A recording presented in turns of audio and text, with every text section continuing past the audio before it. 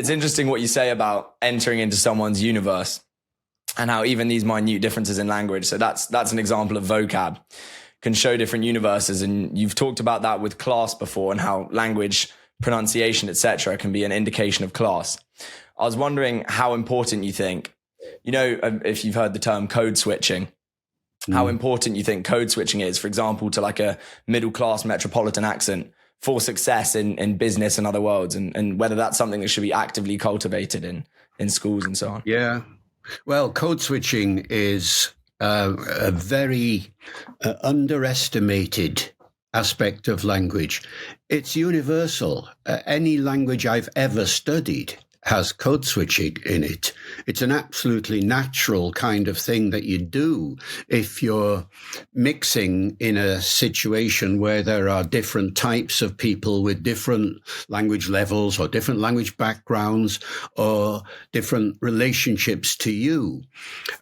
Code switching is, in some language situations, absolutely every day. You can't not hear it, especially between different languages.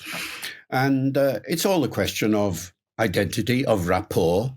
I mean, why would you code switch? Because I want to be in contact with you. I want a warmer contact with you than I'd be able to achieve by not code switching. Now, code switching, when it first developed, was with reference to different languages, and then it became different dialects, and of course, as you mentioned, different accents as well. But this is the story of language for me. I mean, for me, there are two main forces that drive language. One is the need for intelligibility. We have to understand each other, and that promotes the use of a standard language and a standard accent, maybe in some cultures, and so on. The other big force is the need to express identity, and that promotes the use of different languages and different dialects and different accents and so on. Now, of the two, identity is the one that gets the headlines. I mean, putting it another way, intelligibility is for the head and identity is for the heart. And the whole point about accent variation and code switching and all these notions and social linguistic diversity and all that aspect of our subject is that these are the things that actually make individuals and communities work successfully or not. And therefore, for me, they are at the center of the whole business of linguistics, not at the periphery. This is the big change, of course, in the last 50 years or so. I mean, once upon a time, linguistics was seen as, the study of language with variation and things being a kind of, later aspect that you'd study. And then as a result of developments in, social linguistics and all the other areas of that kind and applied linguistics too, that becomes more center stage.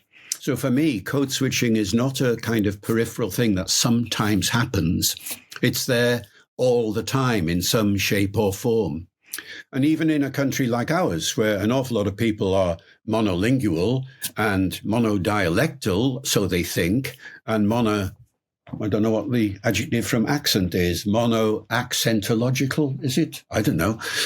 Anyway, they think they've only got one way of talking.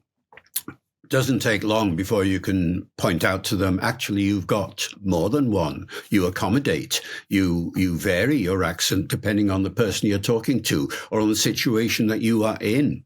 And all these notions of formality and informality and all the rest of it suddenly become very evident to them once it's pointed out. It's at the center. It's at the heart of the subject for me. Yeah, it's so interesting. I live in Malta. I'm half Maltese, half German. And when I'm with my Maltese friends, it's not only the language and it's not necessarily the words that I use, because I do, for example, swear in Maltese around them, but it's also maybe the intonation and sometimes even the syntax. When I'm speaking in English with my Maltese friends, I use different syntax than when I'm speaking with friends, not necessarily a more formal situation, but just because I'm with people who I grew up with in a different location, it almost feels like my brain is programmed to speak in a different way related to the memories of that location. I don't know if you understand what I'm trying to say. Yeah, and I'm glad you put it that way, because you've highlighted a very important point, that we're talking about all levels of language here. We're not just talking about vocabulary. We're talking about grammar, both syntax and morphology. We're talking about both aspects of phonology, the segmental side and the non-segmental side, the intonation, tone of voice, and all the rest of it. Any of these factors can come together and be the basis of the perception of code switching or whatever, or convergence or divergence of accents or whatever it might be. Very important to note that all of these aspects are important, because in the popular mind, people just think of one thing. They think, say, of an accent, which just means pronunciation, or they think of vocabulary, and that's it. But in fact, code switching involves all of these.